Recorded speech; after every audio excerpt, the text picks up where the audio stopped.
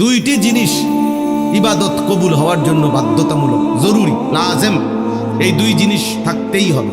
এক নাম্বার হলো আমলটি কোরআন সুন্নাহর আলোকে বিশুদ্ধ হওয়া।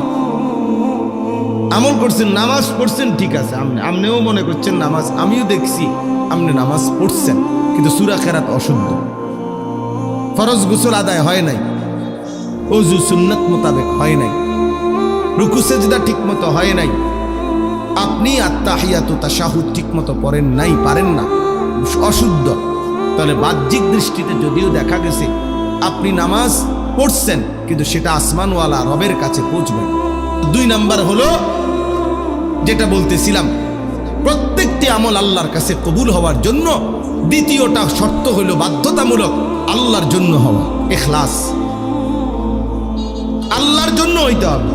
আমল শুদ্ধ ঠিক আছে, কোরআন শরীফ পড়াও সুন্দর ঠিক আছে, কিন্তু মানুষকে দেখানোর জন্য, লোক দেখানো, মানুষকে খুশি করাই মাকসাদ, টাকা রোজগার করাই মাকসাদ, দুনিয়া কামাই করাই মাকসাদ।